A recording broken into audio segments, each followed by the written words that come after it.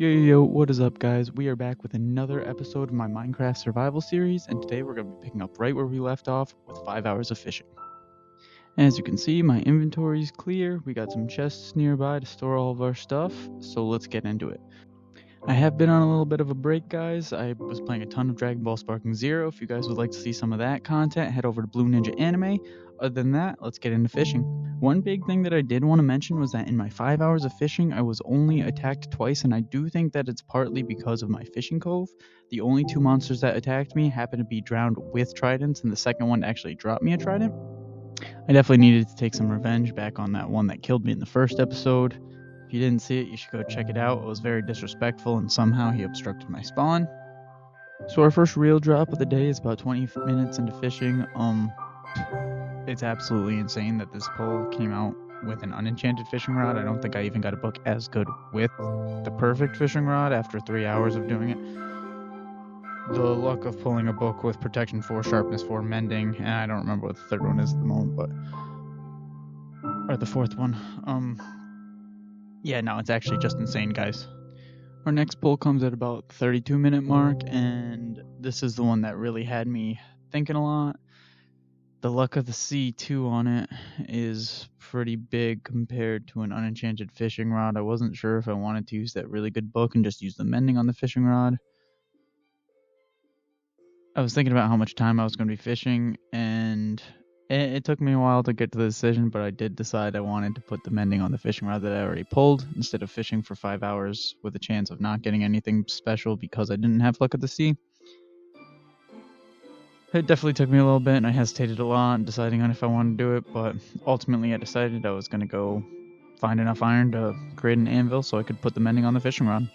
First, I wanted to empty my inventory, kind of keep track of what I had, other than the fishing rod and the crazy book that I got. I think I just got another book with projectile protection, which is not great for 40 minutes. I mean, the two things that I did get in the first 25 minutes were actually insane, but after that, I really didn't get anything, and that's why I kind of leaned more to making this Luck of the Sea rod useful again.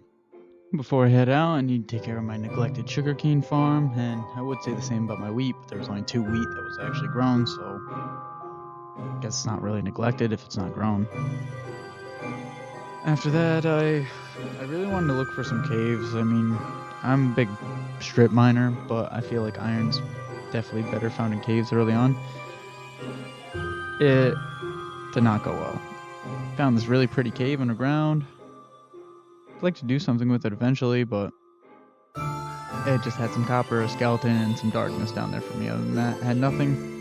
Ventured around for the rest of the day, couldn't find a single cave with iron in it. I was a little disheartened, so I decided I would go down to my strip mine to like 10, 5, see if I could find a big cave. That also did not go well. Did not find any caves. I don't even think I found any iron. So I just went back upstairs and went to sleep.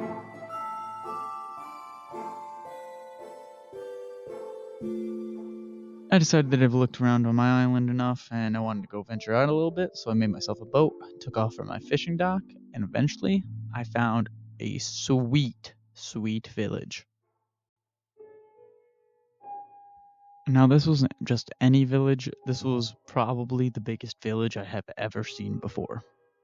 In this village, there was tons of hay bales, sugarcane, potatoes, carrots, beetroots. There was 2 or 3 blacksmiths. There's 2 or 3 iron golems running around. Like, this is one of the most massive villages I've ever seen. I think there's 3 stables. Believe it or not, I even managed to pick up a couple of extra diamonds and basically a full set of iron armor from some of the blacksmiths around this village. It was a very resourceful and very helpful village to start off at the beginning of the game, but there was one thing that I was missing, and that was a bunch of iron to make my anvil. As you can see, this village helped me a lot with the beginning inventory. Got basically full iron armor, a bunch of hay bales so I can start an easy cow farm. The only thing I really didn't get was a bunch of iron, and since that was the whole reason that I came out in the first place, I decided it was time to go in search of iron so I can build an anvil. So I came across this randomly generated mountain. I thought it was really cool. There was an acacia tree at the very peak of it. There was lava flowing down from the top of it. I even managed to find some sunflowers here, which are extremely rare outside of a village. But finally, I had found my cave, and it was time to find some iron. I didn't really want to go too deep down because of the amount of stuff I had in my inventory, but I didn't really have a choice considering I didn't get nearly as much iron as I needed just from these 2 little strips. When I got to the bottom, I found a little bit more, but when I ventured deep into the cave, I realized that this cave was massive and very, very dangerous.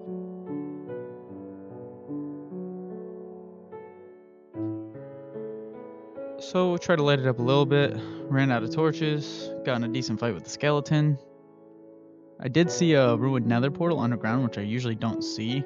This cave is like entirely underwater too. I really like the vibe of this cave. I'll have to come back and check it out at some point. Found a little bit of iron. After I found that, there was a piece of iron on like a cliff that I definitely probably shouldn't have went anywhere near, but I decided I was going to go for it anyways. Thankfully, I didn't get in any trouble, didn't get hit down or anything, but I think it's definitely time to get the hell out of here. Once I got home, basically just put everything away, smelted my iron, waited for it to be ready, built the anvil, made the fishing rod, added mending to the Luck of the Sea fishing rod, and then started going fishing again. I did end up fishing for the full 5 hours, but I did not end up getting the Fortune 3 book I was looking for. I got one Fortune 2 book, which obviously isn't what I was really looking for, but it is helpful in the long run. Other than that, I got tons of enchantments, tons of food, tons of name tags, anything I could want from fishing, so I'm going to call this a win.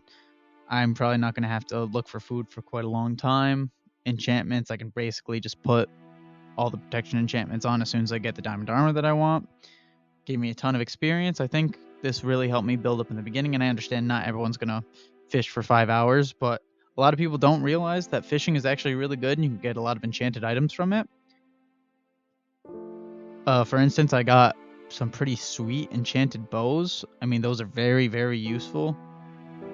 And I was getting tons of experience and being safe while doing it. So I hope you guys like this strategy. I understand not everyone's going to do it for 5 hours, but I really do thank you guys for watching, and I'll catch you next time.